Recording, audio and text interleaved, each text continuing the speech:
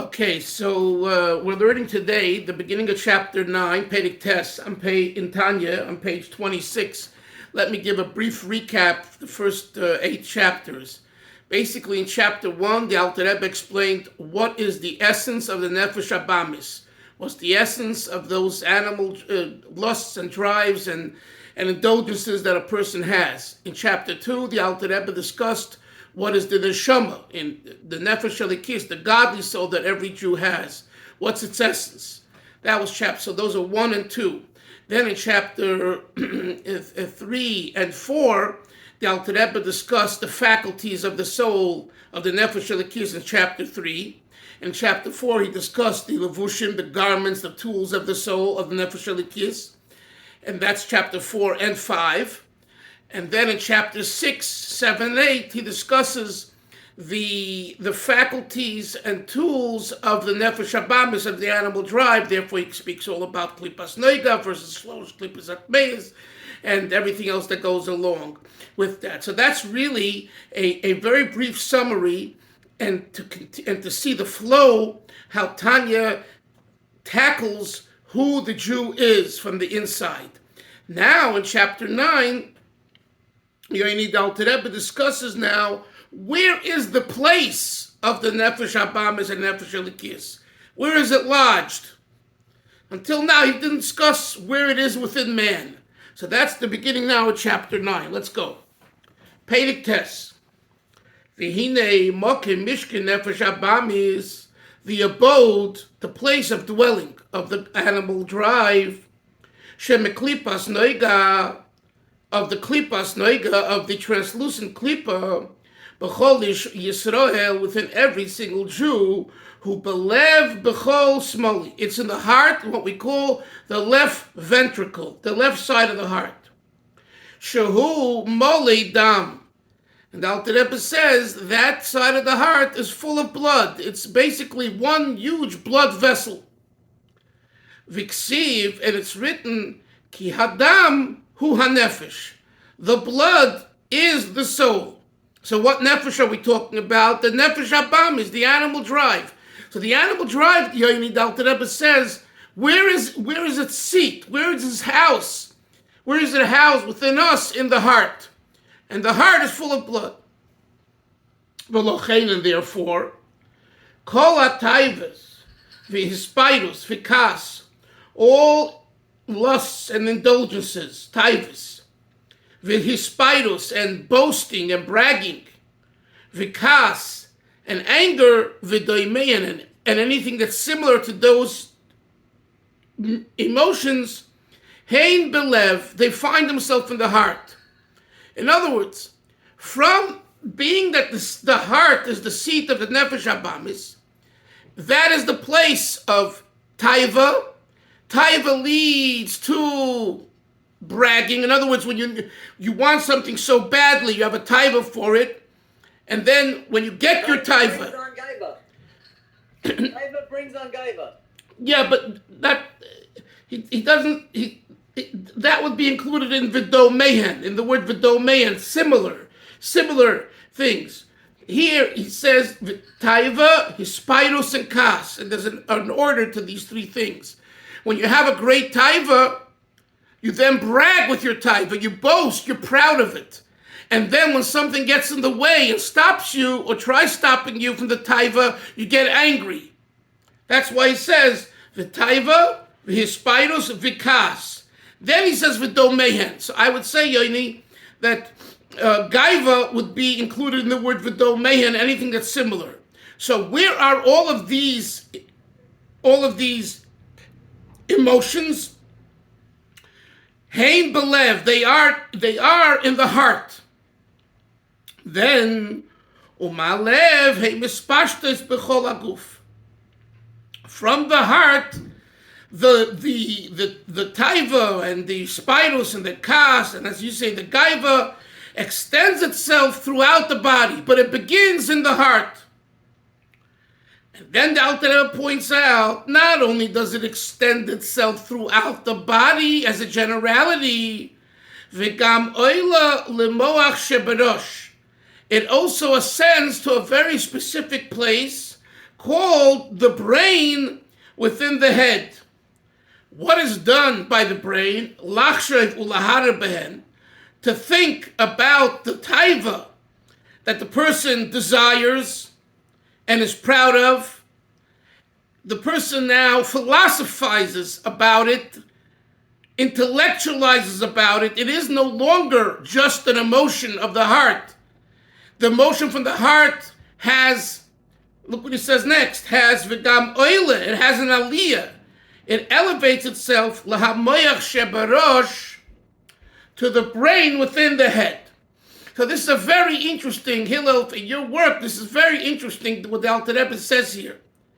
The way the emotions work, the Alter Rebbe says, is they begin very much in the heart.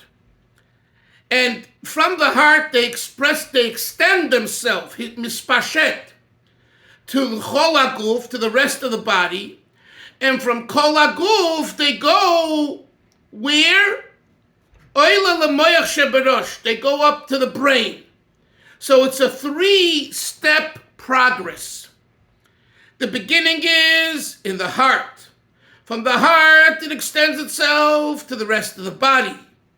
So why does the Alter Rebbe have to say the brain, the head? The rest of the body includes the head. That's what the Alter Rebbe is teaching us here. There's a special impact that the taiva of the heart, that the midah of the heart, when it has an aliyah, v'gam oile, it has an aliyah, it ascends, l'moyach shebarosh. There it takes on a different classification. And guess what that is? He said a line earlier. Oh, he says here, lischakim bohem, to be clever, to intellectualize and be clever and be creative. In other words, the taiva of the heart, Hillel, on its own is a taiva, a desire, a very passionate desire. It's full of blood, full of energy, but it's simplistic. What happens when this taiva has an aliyah to the brain? The brain adds its special component, which is lehischakim, which is being smart and intellectualized and creative, justifying with rationale why this taiva is what I need. Yes, Hillel. I was just going to say what you were saying, the kind of rationalizations that we and defenses that we develop. That's right. That's right. But I would say I like the rationalizations is better for the word lehischakim, from the word chachma. So that's why the Alter Rebbe singles out here in Tanya. Not only is it oile to the moyach sheberosh, but it also is. Not only is it mispashet l'chol haguf, to the whole body as a generality. In other words, when a person has a taiva, Hillel, it's not only that the hands feel the taiva, the feet feel the taiva, but that's all maisa b'poel. That's just actuality. There's no intellectualism, rationalization, and creativity there. It's just, you're excited to do something, and you're hungry to do something, and you're lustful to do something, so every part of your body gets involved. The seichel, the seichel at that point is no different than the hands. You hear that? When it's mispashet b'chol haguf, if that's all that would be the issue of the nefesh habamis, then there would be no additional specialty in a problematic way to the taiva being in the head or being in the heart or being in the feet and being in the hands. Says the Alter Rebbe, no. It's even worse because of ischakmut sheberosh. Now let's continue.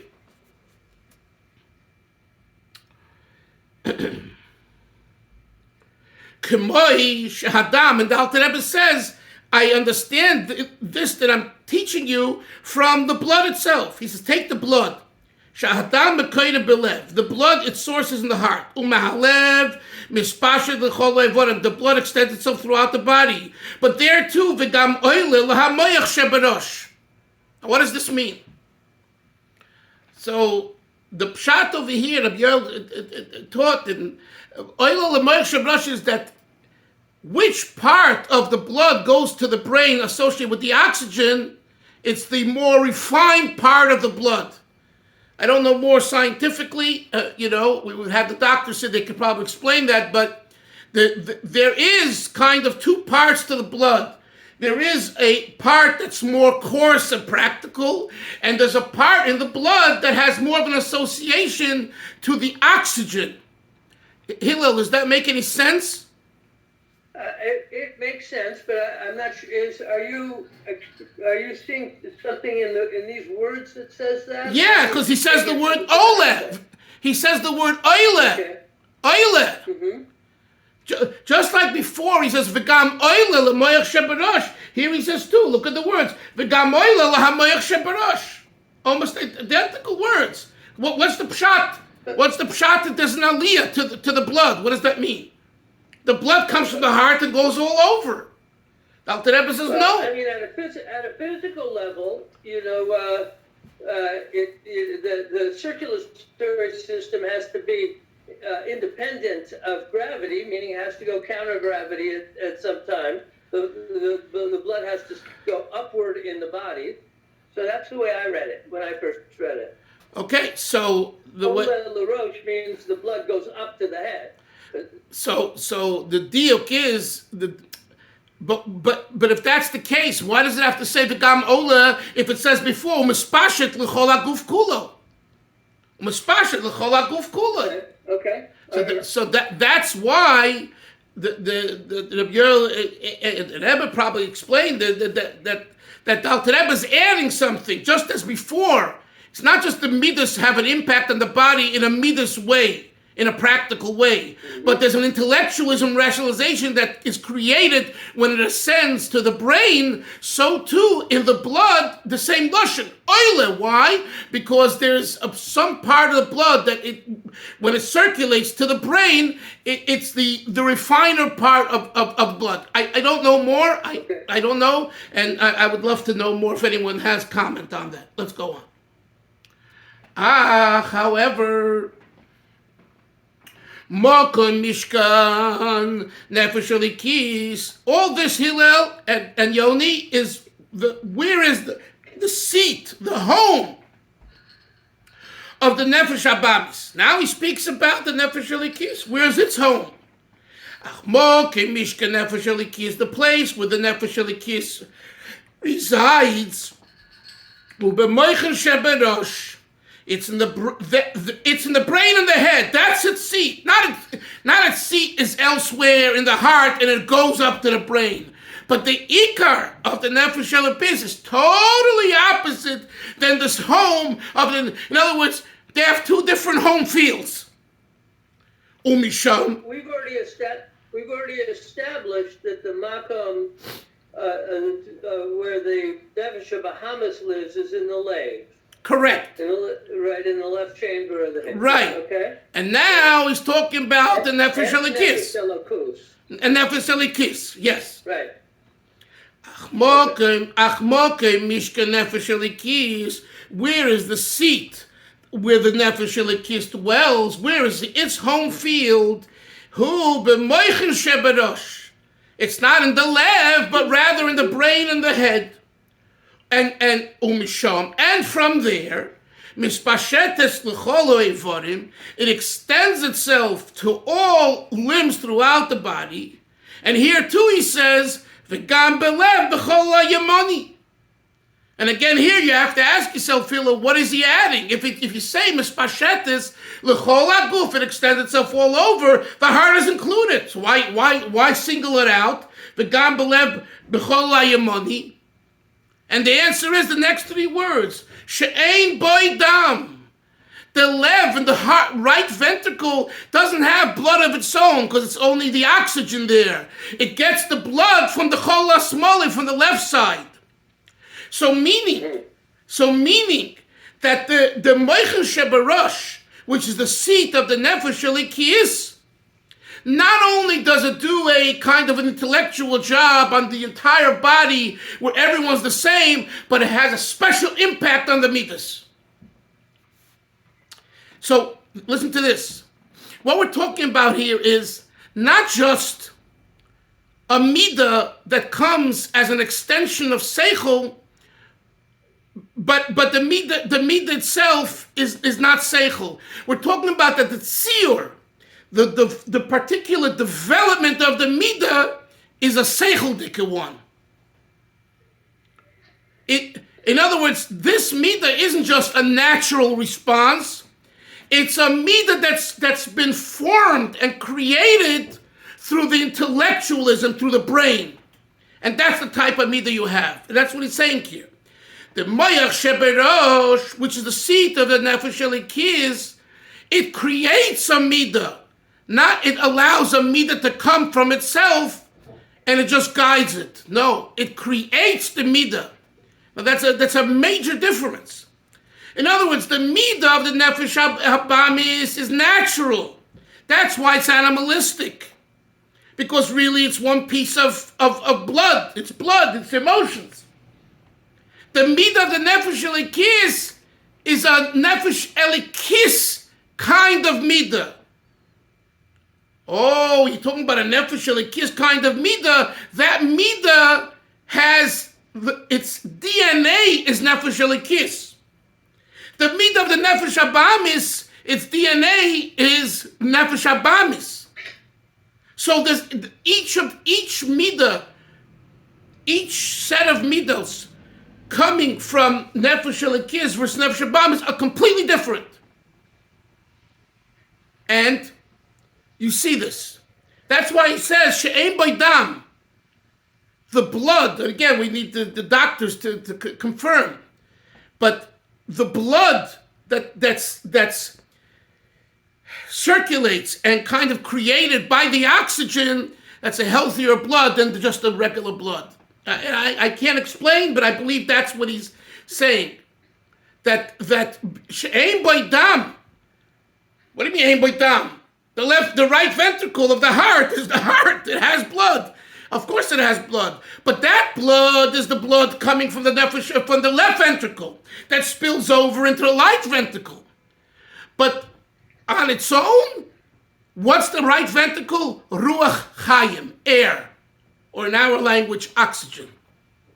Mm-hmm. Let's go further. U'kameshe kosev, as it says, leiv chocham liyaminoi.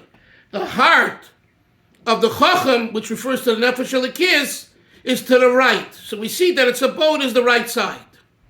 He avas Hashem. What practically does this mean? The person's love for Hashem, kirishpe shalhev, is like a burning fire, flame fire. Mislahev is belev maskilim amavinim is beinim b'daita shebemoichem, who are inflamed with this great feeling of desire for God that's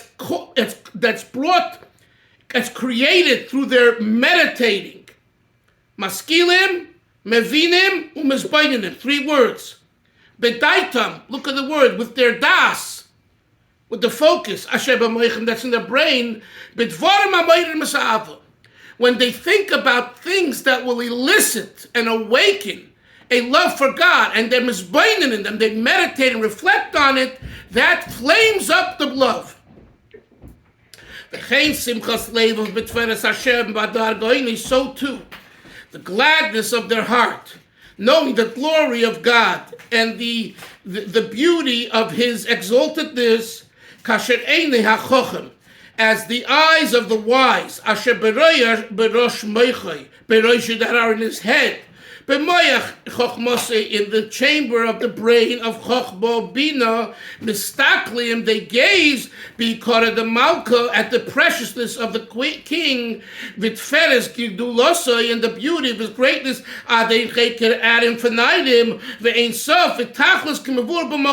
so basically, the gazing and contemplating on God's awesomeness. 1 second.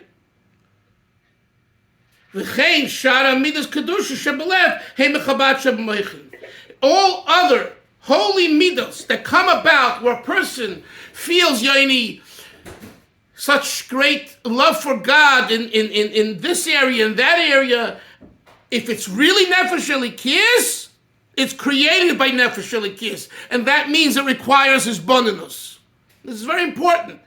If it's not a Hisbonenus, if there's no Hisbonenus, there's no meditation or reflection on these ideas that he says here, then it doesn't mean the midah of love for God is a Nefesh Elikis midah. It can still be a Nefesh Abamis midah.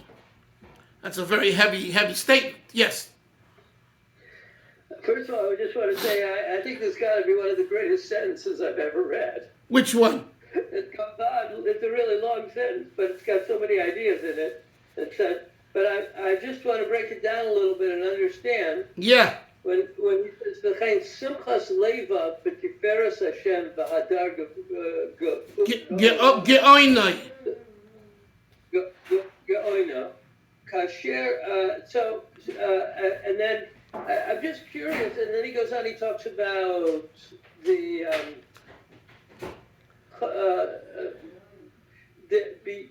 Bikara Demalka, V'tiferes Gedulasa. Right. Later in the Tanya, he keeps going back to the phrase to be disponen on the godless of Hashem. Right. And I'm just curious as to the different language here, what he's emphasizing from over there. So what he's emphasizing is what we call histaklus. You see, he also uses a very different word that usually you don't find it. Usually the word is hisbonenut, hisbonenus, lihizbonen. Histaklut is gazing. Gazing means like you gaze at something. It's much more, it's like you see it. Hisbonenus represents the work of the brain, the intellectualism, the meditation, the contemplation. Histaklus is look. Go ahead, what? He's describing here like moments of sort of those rare and great moments of real revelation, of real, like Hashem's presence in our lives, or is he talking about what we deal with on a more prosaic daily basis, the kind of avoda that we do? So, good question. The answer I would say is both, meaning it's not, am I playing golf now, or am I on top of a mountain, or in Beis Medrash? No. It's about the mindset and the being of the person wherever you are. So you could approach God, you could approach Hashem wherever you are, whatever you're doing, with an intellectualism and understanding Hashem through his bonanut, and then you have a certain feeling. And then there's another kind of a realization, which is called histaklut bikara demalka. You gaze at it's a gazing at the awesomeness of God, which it comes also through Hillel. This is important. It comes also through understanding. It's not through shaking and screaming. That's not what we're talking about here. But it's so deep that you see it. You see it, and not just see it. You mistakel. You gaze at it. So it's not about where will I be? Where it could be anywhere. It's all within you. And Dr. Rebbe says, he says that this is all coming from the Nefesh Elikis, and that if a person argues, I have a feeling and for God and I aspire and all that, it could be true, but it could be it's natural to the Nefesh Habamis because it's not yet a refined midah. And the result is when you're challenged and you put a obstacle in front of you and things get hot and heavy, you give up. And where is God? We hear about such tzaras. A Jew goes to visit his two children buried. He didn't know when they shot him that they died. And yesterday they brought the Jew Pele. My heart went out. It's like it's beyond words. So there's certain times when the seichel doesn't respond. It can't respond. The seichel is lost. The seichel can't handle it. So one person says, if that's the case, I don't need you, I don't want such a God, then leave me alone.